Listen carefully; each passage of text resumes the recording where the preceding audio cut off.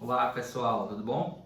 Olha só, hoje eu queria falar sobre uma temática que me fez refletir sobre a situação atual de pandemia, né, que a gente está vivendo. E nessa situação atual, a gente está muito preocupado, ansioso, com medo, né, e muita gente com problemas de ansiedade, com problemas de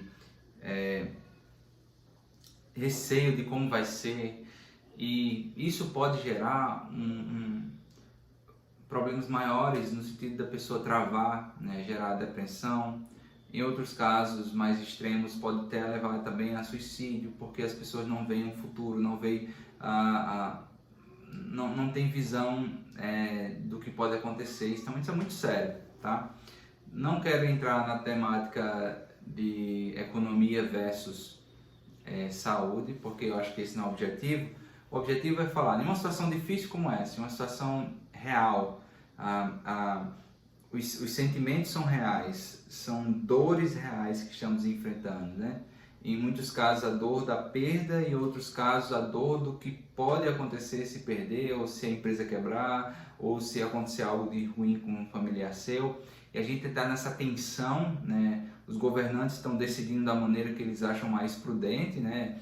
Alguns por interesses próprios, outros só porque, né, de acordo com as suas ideias, e tentando fazer um melhor trabalho. Mas o foco aqui é o que eu e você nós podemos fazer em relação a isso. Eu não posso mudar a situação do presidente, eu não posso definir um decreto no lugar do governador, mas existem decisões que dependem de mim. Então, diante disso, eu queria trazer o olhar agora seu, não para o que eles fizeram conosco, né? Mas ele fez isso comigo, acabou o meu negócio, mas o que é que eu posso fazer a partir disso?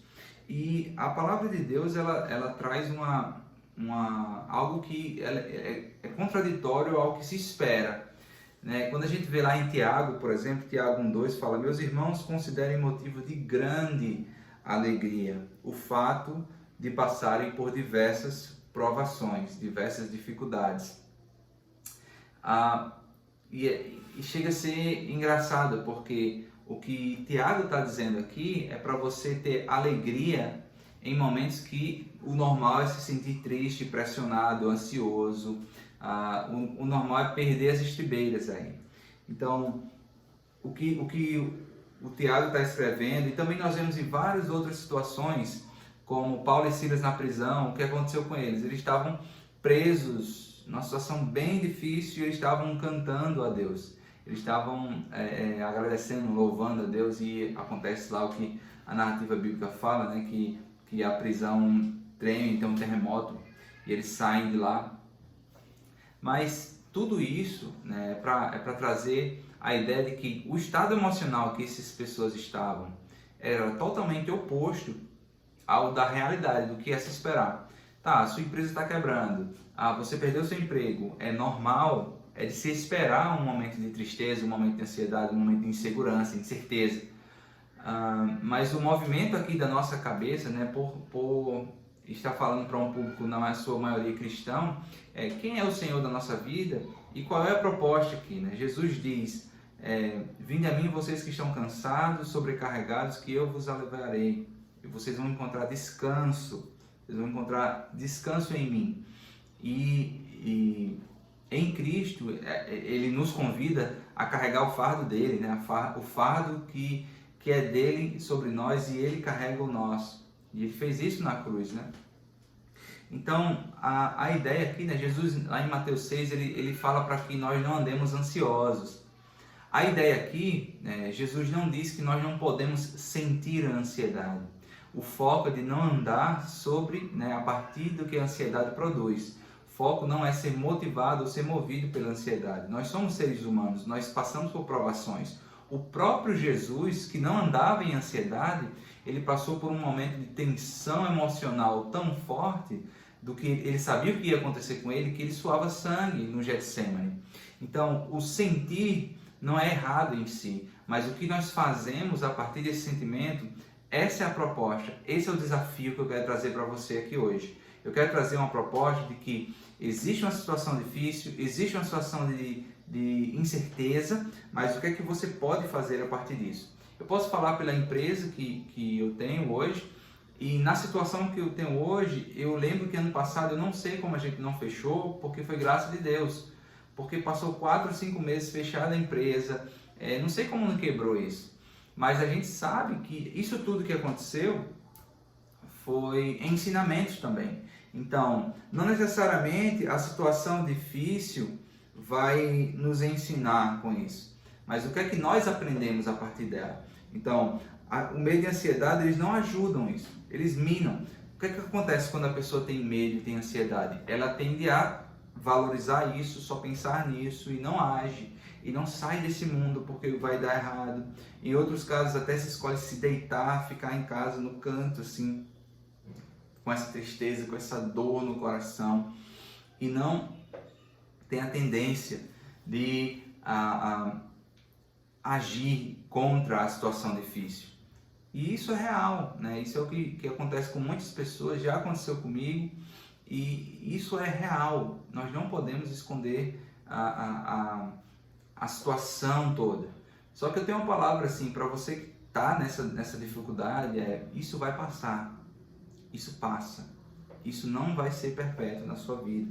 E é interessante observar que em momentos de dificuldades, em momentos de crises financeiras, crises mundiais, né, pandemias, existem empresas, existem pessoas que estão morrendo, que estão fechando empresas, e ao mesmo tempo existem empresas, existem pessoas crescendo, empresas lucrando como nunca lucraram na vida, empresas do mesmo nicho, umas fechando por falência e outras lucrando mais do que o esperado. Então, o que é que acontece?